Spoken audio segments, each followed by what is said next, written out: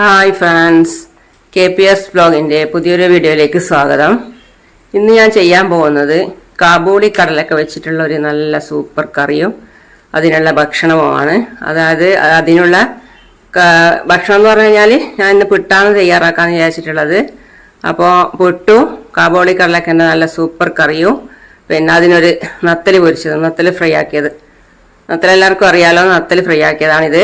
അപ്പോൾ അതും വെച്ചിട്ടുള്ള ഇന്നത്തെ ഡിന്നറാണ് ഞാൻ ഇന്ന് തയ്യാറാക്കാമെന്ന് വിചാരിച്ചിട്ടുള്ളത്.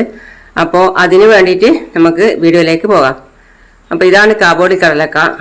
കാബൂളി കടലക്ക കുറച്ച് വലിപ്പം കുറവാണിത്, കാരണം പൊതിർത്തിയിട്ട് വലിപ്പം വെച്ചിട്ടൊന്നുമില്ല, അത്രയേ വലിപ്പമുള്ളൂ. അപ്പോൾ അത് വെച്ചിട്ടാണ് ഞാൻ ഇന്ന് കറി തയ്യാറാക്കാൻ വേണ്ടി പോകുന്നത്. അപ്പോൾ ഫസ്റ്റ് തന്നെ നമുക്ക് പൊതിർത്തി വെച്ച കാബൂളി കടലക്ക എടുക്കാം. അപ്പോൾ ഇതാ കണ്ടില്ലേ, അപ്പോൾ അത് വെച്ചിട്ട് നമുക്ക് ചെയ്യാമെന്ന്. അപ്പോൾ ഇന്നത്തെ ഡിന്നർ ഇതിങ്ങനെയുള്ള ഇതാക്കാന്ന് വിചാരിച്ച്. അപ്പോൾ അതിന് വേണ്ടിയിട്ട് ഞാനൊരു കുക്കർ നല്ല വൃത്തിക്ക് കഴുകിയിട്ട് കൊണ്ടുവന്നിട്ട് അതിൻ്റെ അകത്തെല്ലാം വാരിയിടുകയാണ്. ഫസ്റ്റ് നമ്മൾ തയ്യാറാക്കുമ്പോൾ എന്ന് പറഞ്ഞാൽ ഒന്നും വേണ്ട, ഉള്ളിയും തക്കാളിയും സാധനമൊന്നും ഫസ്റ്റ് തന്നെ ഇടണ്ട. ഫസ്റ്റ് നമുക്ക് തയ്യാറാക്കാൻ വേണ്ടി പോകുമ്പോൾ ഉപ്പും കടലക്കയും മാത്രം. ഇത് ഞാൻ ചെയ്യാൻ പോകുന്നത് വെച്ചാൽ വേറൊരു വെറൈറ്റി ആണ്, അതുകൊണ്ടാണ് വ്യത്യസ്തമായി പറഞ്ഞു തരുന്നത്, പ്രത്യേകിച്ച് എടുത്ത് പറഞ്ഞു തരുന്നത്. കാരണം എന്ന് പറഞ്ഞാൽ എല്ലാവരും തയ്യാറാക്കാൻ പോകുന്ന രീതിയിലല്ല ഇത് ഞാൻ തയ്യാറാക്കുന്നത്. അപ്പോൾ ഫസ്റ്റ് കടലക്കയും ഉപ്പും മാത്രം ഇട്ടിട്ടാണ് വെള്ളം ഒഴിച്ചിട്ട്, ആവശ്യത്തിന് വെള്ളം ഒഴിച്ചിട്ട് വേകാൻ വേണ്ടി വെച്ചിട്ടാണുള്ളത് ഇത്. അപ്പോൾ അത് വെന്തതിന് ശേഷം ബാക്കി നമുക്ക് ചെയ്യാം.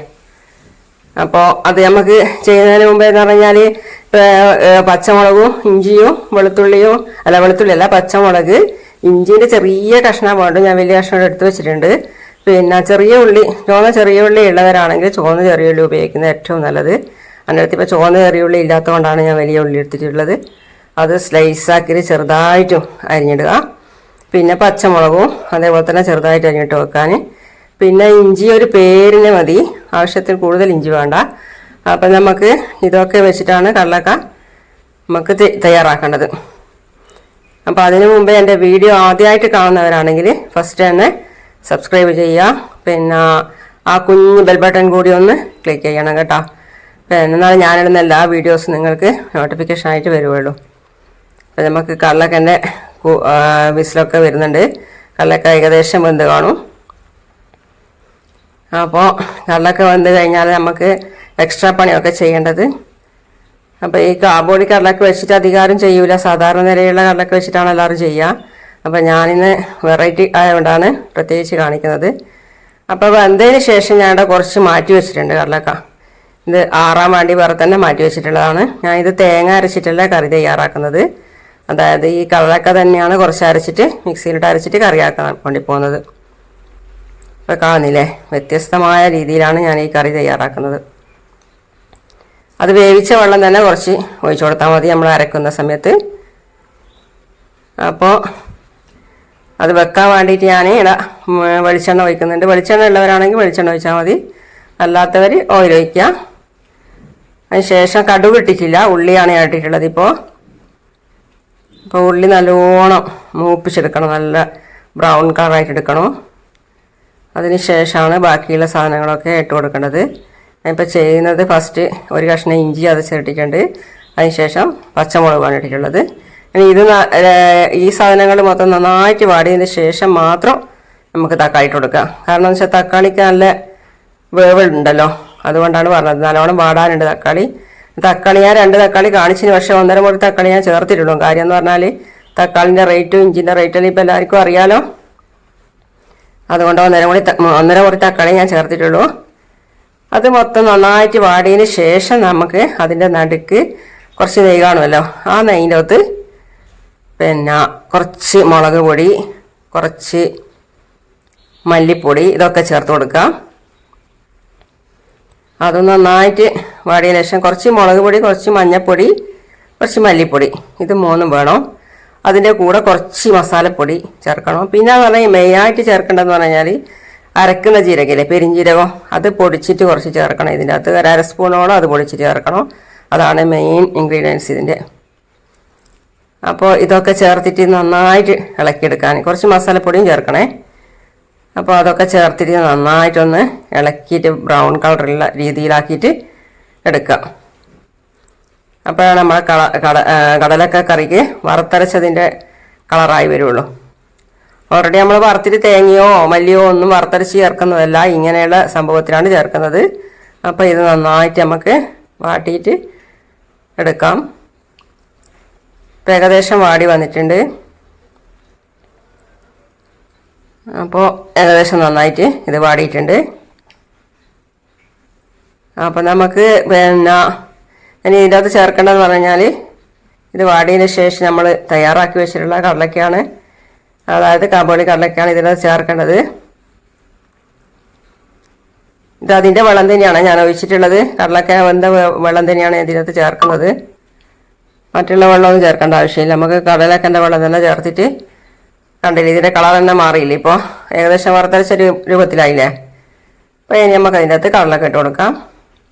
നല്ല രീതിയിൽ തന്നെ യോജിപ്പിച്ചിട്ട് നല്ലോണം, ഇതിപ്പോൾ പിട്ടിയാണല്ലോ ചെയ്യുന്നത്, അപ്പം എന്ന് പറഞ്ഞാൽ ഏകദേശം ലൂസ് മോഡലാണ് നമുക്ക് ഉണ്ടാക്കേണ്ടത്, കാരണം പിട്ടിന് കറി വേണമല്ലോ. ഇനി നമുക്ക് അരച്ച് വെച്ച് അരപ്പ് കൂടി ചേർത്ത് കൊടുക്കാം.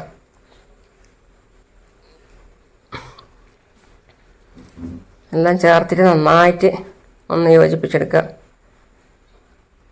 കടലക്ക തന്നെയാണ് ഞാൻ അരച്ചിട്ടുള്ളത്, തേങ്ങയല്ലേ. അപ്പോൾ കടലക്ക തന്നെ അരച്ചത് കൊണ്ട് അതിൻ്റെ അതേ ടേസ്റ്റ് ആയിരിക്കും അരവിനും, അതായത് കറിക്കും കടലക്കും എല്ലാം നല്ല ടേസ്റ്റ് ആയിരിക്കും. അപ്പോൾ ഇതെല്ലാം അരച്ചതെല്ലാം ഒക്കെ ഒഴിച്ചിട്ട് നന്നായിട്ടൊന്ന് തിളപ്പിച്ചെടുക്കണം. ആവശ്യത്തിന് വെള്ളവും ചേർത്തിട്ടൊന്ന് നന്നായി തിളപ്പിച്ചെടുക്കുക. പിന്നെ എൻ്റെ ചാനൽ എല്ലാവരും ഒന്ന് ലൈക്ക് ചെയ്യണേ ഫസ്റ്റ് തന്നെ. ഇത് മെയിൻ ഇൻഗ്രീഡിയൻസ് ആണ് മല്ലിയില ഏകദേശം വാടിയിട്ടുണ്ട്. കാരണം എന്ന് വെച്ചാൽ വാങ്ങിച്ച് വെച്ചിട്ട് ഇപ്പോൾ കുറച്ച് ദിവസമായി, അതുകൊണ്ട് ഏകദേശം വാടിയിട്ടുണ്ട്. അപ്പോൾ അത് ചെറുതായിട്ട് മുറിച്ചിട്ട് നമുക്ക് ഇതിൻ്റെ അകത്ത് ലാസ്റ്റ് ഘട്ടം ചേർക്കാൻ വേണ്ടിയാണ്. ഇപ്പം എൻ്റെ കറിയുടെ നന്നായിട്ട് തിളച്ച് വന്നിട്ടുണ്ട്. അപ്പോൾ നമുക്ക് ഇറക്കി വെക്കുന്നതിന് മുമ്പായിട്ടാണ് ഇത് ഇട്ട് കൊടുക്കേണ്ടത്. മല്ലിയിലയാണ് മെയിനായിട്ട് നല്ല ടേസ്റ്റ് കൂട്ടുന്ന സാധനം, കറിവേപ്പിലയും മല്ലിയിലയും. അപ്പോൾ കറിവേപ്പില എൻ്റെ കയ്യിലില്ലാത്തതുകൊണ്ട് ഞാൻ ചേർത്തിട്ടില്ല, മല്ലിയില ഇട്ട് കൊടുത്തിട്ടുണ്ട് ആവശ്യത്തിന്. ഇപ്പം എൻ്റെ കറിയുടെ ഏകദേശം റെഡിയായി വന്നിട്ടുണ്ട്. നിങ്ങളും ഇതുപോലെ തന്നെ ചെയ്ത് നോക്കാൻ അതേ ടേസ്റ്റിൽ കിട്ടും. അടുത്തതായി ചെയ്യുന്നത് നമ്മളെ അജ്മീൻ്റെ പിട്ടാണ് ഉണ്ടാക്കാൻ വേണ്ടി പോകുന്നത്. അജ്മി പിട്ടുപൊടിൻ്റെ പിട്ട് ചുട്ടാൽ നല്ല സോഫ്റ്റായിട്ട് കിട്ടും. ആവശ്യത്തിന് വെള്ളം ഒഴിച്ചിട്ട് നന്നായിട്ട് കുഴച്ചിട്ട് വെച്ചാൽ നല്ല സൂപ്പർ സോഫ്റ്റ് പിട്ടായിരിക്കും അജ്മീൻ്റെ പിട്ടുപൊടി. ഓരോ തരത്തിലുള്ള പാക്കറ്റ് ഇപ്പോൾ വരുന്നുണ്ടല്ലോ, അപ്പം നമുക്ക് ഇഷ്ടപ്പെട്ട പാക്കറ്റ് വാങ്ങിക്കാം. പക്ഷേ എന്നാൽ ചില ഇതിൻ്റെ പിട്ടുപൊടി കട്ടയായിട്ടുണ്ടാകും. നമ്മൾ ചുട്ട് കഴിഞ്ഞാൽ ഇതിന് ആവശ്യത്തിന് നല്ലോണം വെള്ളം കുടിക്കും. അതുകൊണ്ടെന്ന് പറഞ്ഞു കഴിഞ്ഞാൽ നമ്മൾ കുറച്ച് വെള്ളം കൂടുതലായി പോയിട്ടുണ്ടെങ്കിലും പ്രശ്നമില്ല. കാരണം വെച്ചാൽ കുഴച്ചിട്ട് കുറച്ച് സമയം വെച്ച് കഴിഞ്ഞാൽ തന്നെ വെള്ളം നന്നായിട്ട് അത് വലിച്ചെടുക്കും. അതിന് ശേഷം വേണമെങ്കിൽ നമുക്ക് പിന്നെയും വെള്ളം ഒഴിച്ചിട്ട് കുറച്ച് കുഴക്കാം. അപ്പം ഞാനിവിടെ കുഴച്ച് വെച്ചിട്ടുണ്ട്. ആവശ്യത്തിന് തേങ്ങയും ചിരകി വെച്ചിട്ടുണ്ട്. അപ്പം നമുക്ക് നമ്മളെ നത്തൽ ഫ്രൈ ആക്കാൻ വേണ്ടിയിട്ടുള്ള തയ്യാറെടുക്കാം. അതിന് വേണ്ടിയിട്ടുള്ള വെളിച്ചെണ്ണ ഒഴിച്ച് വെച്ചിട്ടുണ്ട്. വെളിച്ചെണ്ണ ഒഴിച്ചതിന് ശേഷം മല്ലിച്ചപ്പിട്ട് കൊടുക്കുക, അതായത് പറഞ്ഞാൽ കറിവേപ്പില ചപ്പിട്ട് കൊടുക്കാൻ. അപ്പം നല്ല ടേസ്റ്റ് ആയിരിക്കും. എൻ്റെ കയ്യിൽ ഞാൻ പറഞ്ഞില്ലേ കറിവേപ്പില ചപ്പില്ലാത്തതുകൊണ്ട് ഞാൻ ചേർത്തില്ല എന്ന് വിചാരിച്ചിട്ട് ടേസ്റ്റ് കളൊന്നും ഉണ്ടാവില്ല. പക്ഷേങ്കിൽ എന്ന് പറഞ്ഞാൽ ടേസ്റ്റ് കുറവൊന്നും ഉണ്ടാവില്ല. പക്ഷേങ്കിൽ എന്ന് പറഞ്ഞാൽ ചേർത്താൽ കുറച്ച് നല്ല ടേസ്റ്റ് ആയിരിക്കും. അതുകൊണ്ടാണ് പറഞ്ഞത് പ്രത്യേകം.